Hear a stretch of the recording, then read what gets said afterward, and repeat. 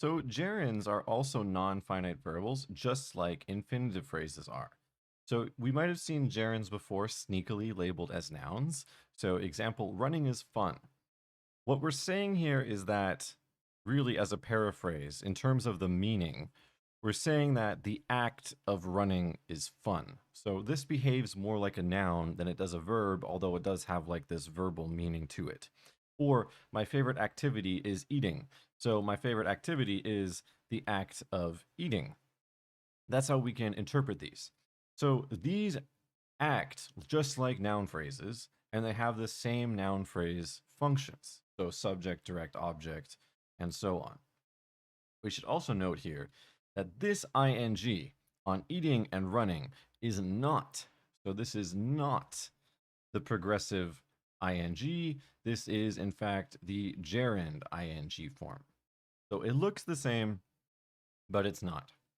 Now, the thing that's annoying about gerunds, and then what makes it difficult when you first learn them, is that gerunds also have types.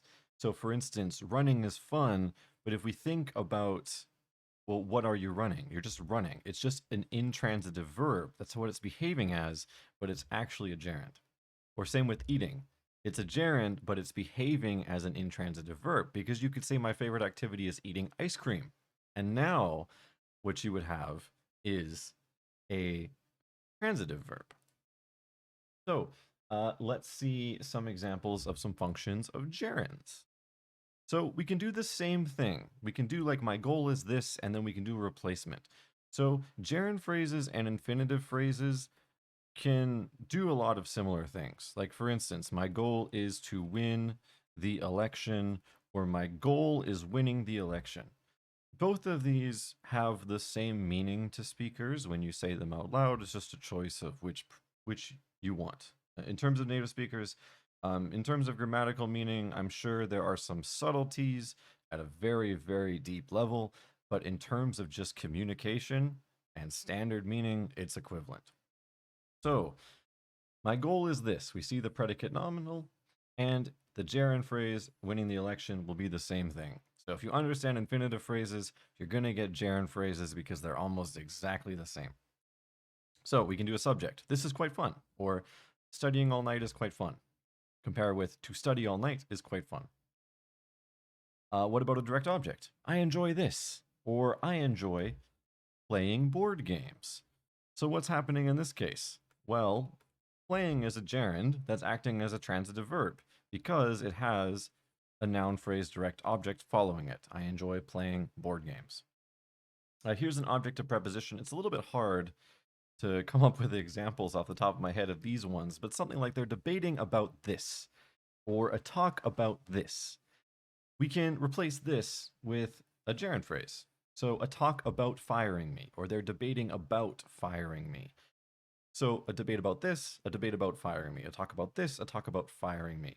We see this ing form, and then we see a direct object coming after it. So in the next subsection, we'll take a look inside the gerund phrase. Let's take a look inside the gerund phrase. So let's start with I enjoy playing board games. The first thing to note here is that enjoy is a transitive verb because we can say I enjoy this. Now we're replacing it with I enjoy and then playing board games. So playing has this ing form on it. So that suggests that we have a gerund here. So we're going to label playing as a gerund, and we're going to say that it is acting as a transitive verb because we're playing something. I enjoy playing what? I enjoy playing board games. So board games is going to end up being the noun phrase direct object of playing. Now, this gerund transitive verb and this noun phrase direct object will combine to create the gerund phrase. So that's because what are you enjoying? I'm enjoying the whole gerund phrase, which is playing playing board games, and that is a direct object. We can take a look at one more here. So moving to El Salvador can be dangerous.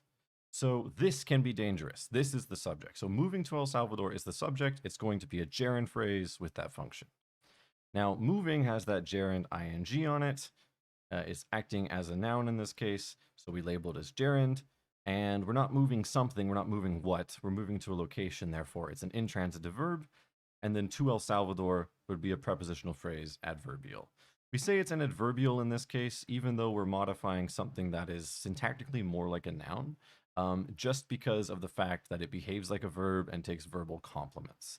So even though it is in a noun position, it still behaves more like a verb in terms of what it's selecting for its modifiers and complements.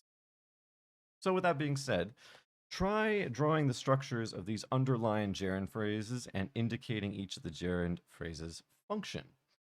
So you can pause the video, try it yourself, and I'll go over the solutions. So what I'm going to do first is just label them and then draw the structures. So he hated taking care of his little sister. So hated is a transitive verb, which means that this gerund phrase is going to be a direct object of hated. Okay, what about we were laughing about driving all the way to Toronto? So about is a preposition, so this gerund phrase is going to be an object of a preposition. And finally, her main thing is sitting around the house all day. Is a be verb.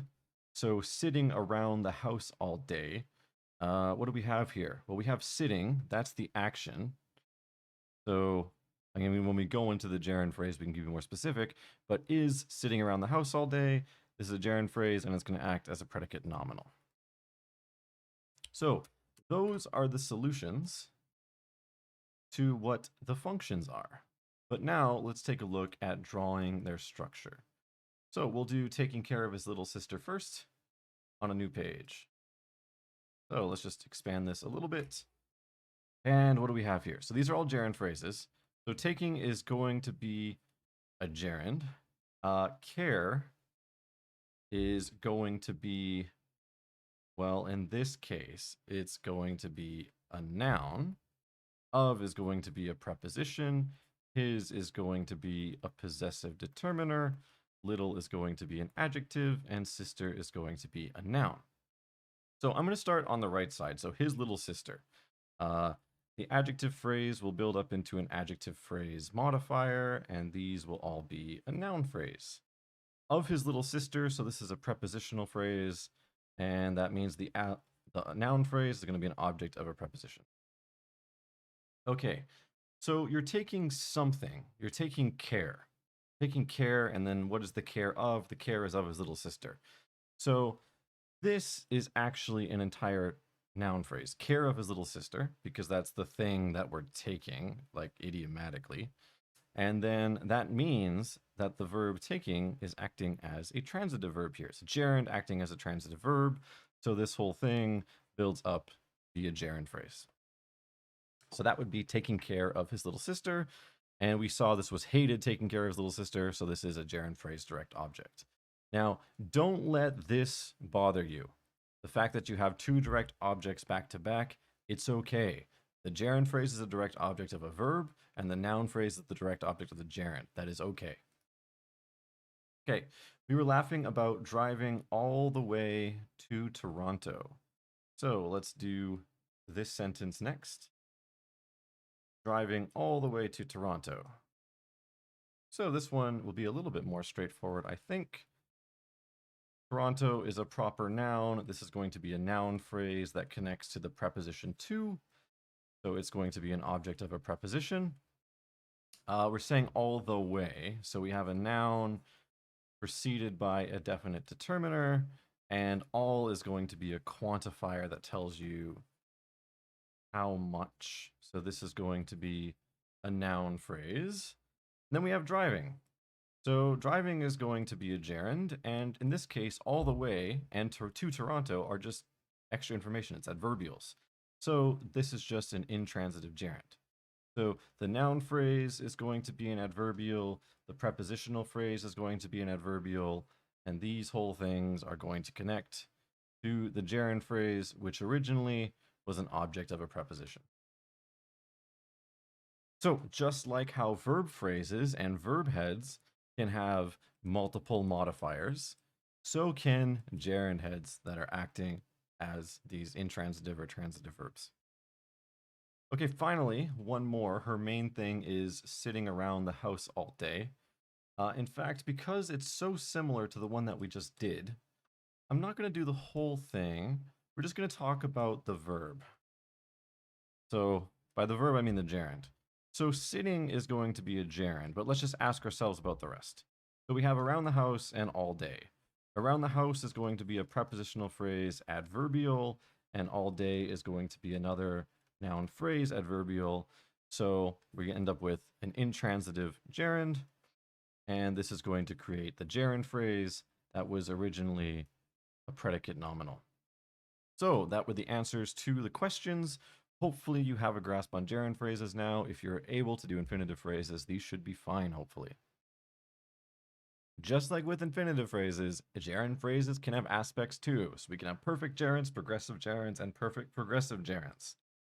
So we're going to see how we do this. So I despise having lost to all my opponents in this game.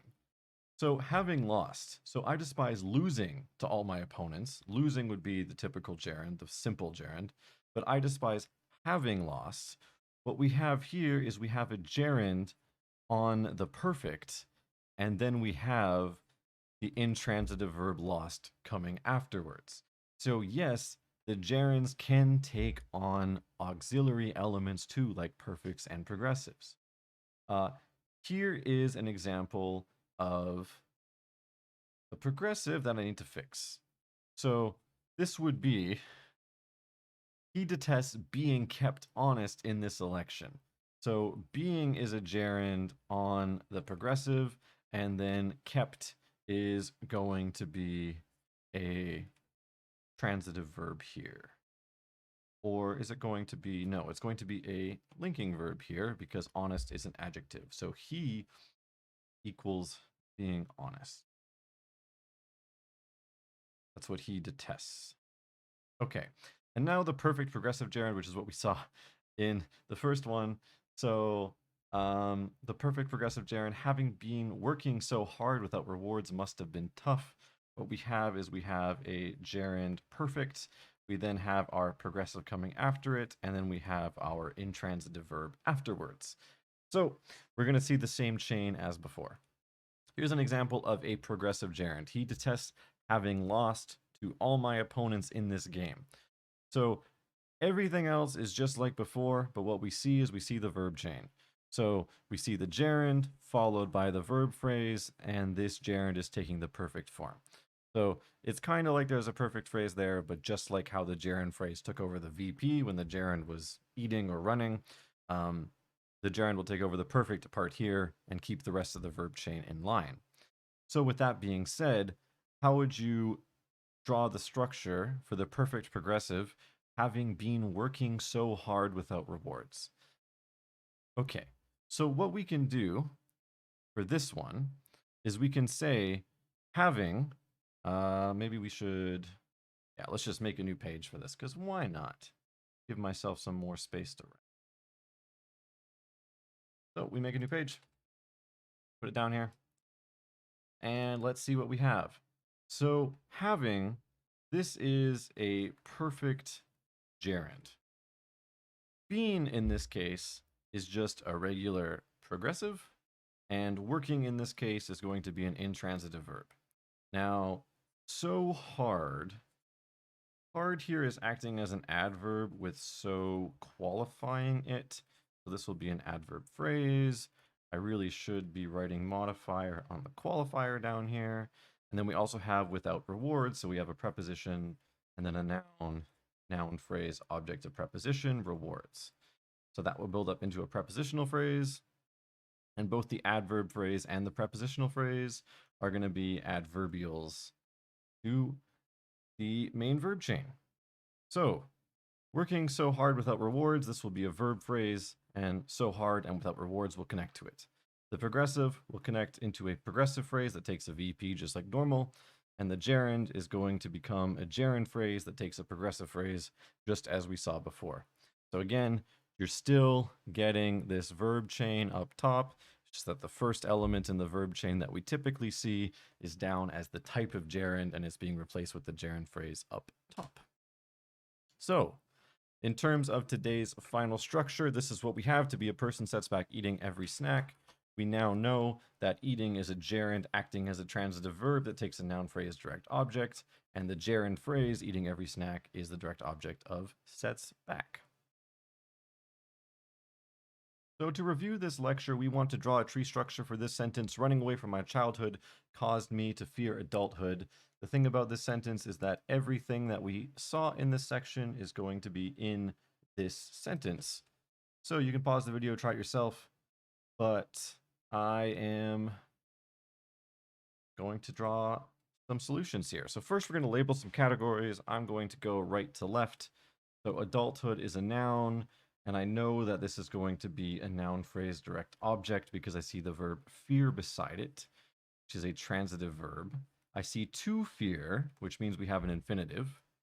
Me is a personal pronoun, and I know that's going to build up into a noun phrase of some sort. The transitive verb of the noun phrase direct object will become a VP. The infinitive and the verb phrase will become an infinitive phrase. Okay, and now it doesn't seem like me and to fear adulthood need to be linked in any way. And that's because of this verb caused. So caused me equals to fear adulthood. That means that the noun phrase is the direct object and the infinitive phrase is the object complement. And this will be a verb phrase. So this is the predicate. And what we can see here is our new bit, which is the infinitive phrase. So this part is new for us. Okay, we also have running away from my childhood. So running away from my childhood. Now this is interesting. Let's just do childhood first. So this is my childhood. So that's a pos determiner that's going to build up into a noun phrase. From my childhood, that's a preposition that builds up into a prepositional phrase. So this noun phrase is going to be an object of a preposition.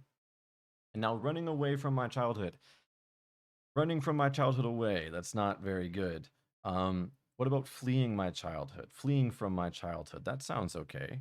Running, ... away from my childhood. That sounds okay as well. So in this case, we actually have an adverb here building into an adverb phrase that's going to take a prepositional phrase as a complement. So away is the direction that you're running, and from my childhood is what you're running away from. So we don't have a nice, well, I guess what we can do is we can say this is a PP adverbial because we're in an adverb phrase. And then in terms of running, we can now see that this is just going to be an intransitive gerund. So that will build up into a gerund phrase. And the adverbial phrase is going to be an adverbial in this case, because it's describing what the running is occurring from. Now, this is going to be the subject of our big sentence, which means finally we can combine them to make a sentence. So running away from my childhood caused me to fear adulthood. We see a gerund phrase. We don't see any phrasal verbs, but we do see something that could look like a phrasal verb, and then we see our infinitive phrases.